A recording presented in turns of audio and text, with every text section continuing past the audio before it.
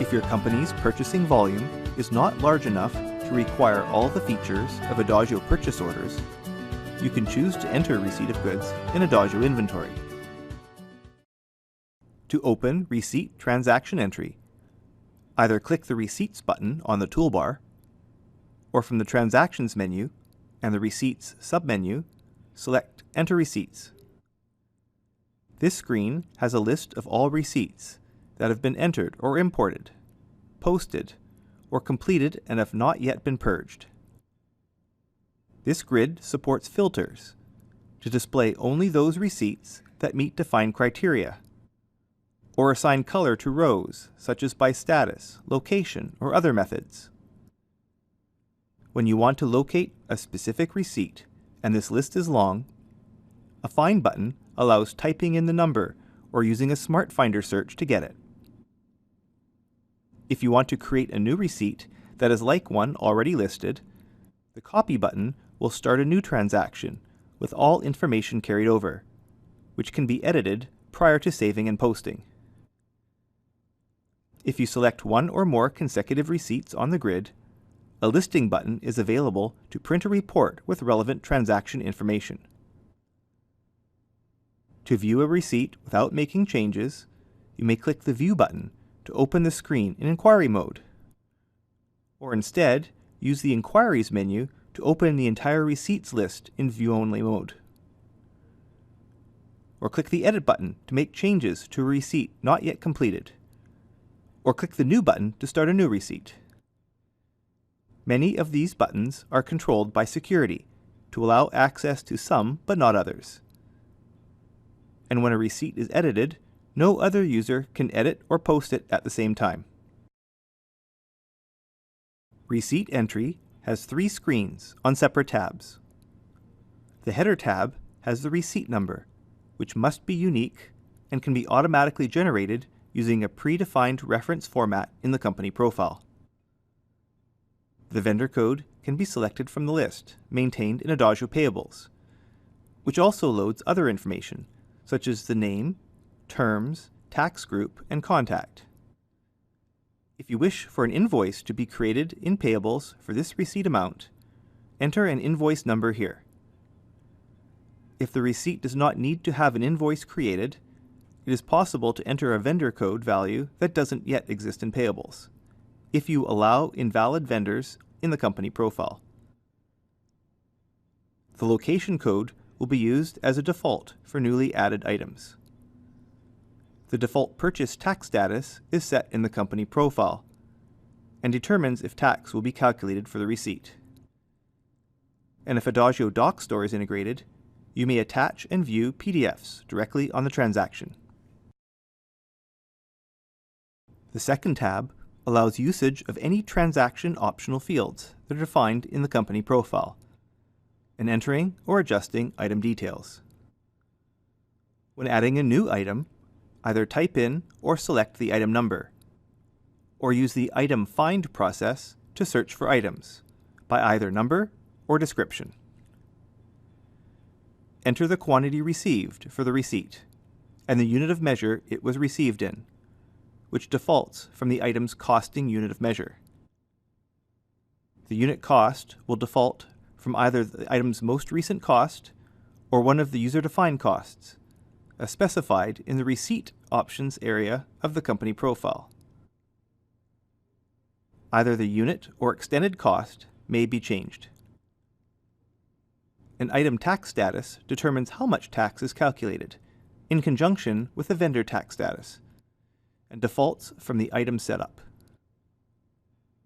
The location to which the item will be received is selected here, and a location grid at the bottom displays the current quantity on hand for the selected location and the entire company. An optional reason code or remark may be entered if you want to include a comment for the purpose of the transaction. Access item inquiry with or without sales and costs, depending on security group setup, to view information about the selected item during transaction entry. Click OK to save the item, and continue adding more details as needed, with the user preference option to auto add details, enabled to bring up the new details screen, until you are finished with entry. The third tab displays total amount information for the receipt.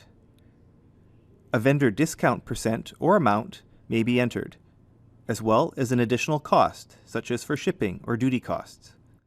And both will affect not only receipt total, but also prorate to the individual item costs. Tax and vendor terms are also displayed here. When entry is finished, click the OK button to save the transaction. The receipt is not immediately posted to change the item quantity and cost, but instead is saved with an entered status to allow for validation and confirmation. Perhaps the listing report could be printed for all entered receipts. When these transactions are ready to be committed to inventory, select one or more receipts from the grid and click the Post button, which when confirmed will set all posted receipts with an active status, update item quantity and costs, write records to inventory history, and generate entries for the receipt audit list report that can be printed by posting sequence number. Receipts with an active status can still be edited, either for informational changes or to adjust the quantity of items received or the associated costs. Some fields are not editable to protect the information that will be sent to the Adagio Payables invoice batch. The Post button is not active until a change is made.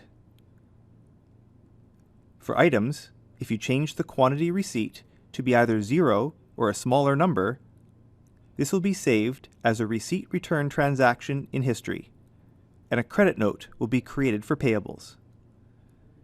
A quantity increase will be saved as a receipt adjustment transaction in history, and a debit note will be created for payables. You may want to include a reason comment for the return or adjustment. When all changes are complete, click the Post button to save them, which will be stored in the receipt audit list within a separate posting sequence. When no more changes are desired for a receipt, you may highlight one or more active records and click the Complete button to set the status of these receipts to complete. Alternatively, when day-end processing is run, all active receipts will be marked as completed. Also with day-end processing, receipts for vendors with a non-blank invoice number will be written to a new invoice batch in Adagio Payables. The tax tracking report will be updated for taxable receipts, and ledger transactions are generated. If Adagio multi-currency is integrated, receipts will support the vendor currency. The header tab will display this currency and the current exchange rate, which can be modified if the vendor uses a different currency than your company does, and you haven't yet added any details to the receipt. Amounts for items are entered in the vendor currency, and the home currency values are also calculated. The Totals tab also displays the exchange rate and the amounts in the vendor currency. The receipt listing report has an option to print the amounts in either the vendor or home currency. And when receipts are posted and day-end processed, the receipt audit list, ledger transactions, and payables invoices will all have both currency amounts maintained. Maintain item quantity and cost information by entering vendor receipts. Find out more about Adagio from the product page on our website. Watch another training video on this Adagio program from the playlist, or subscribe to the Adagio YouTube channel. Thanks for watching.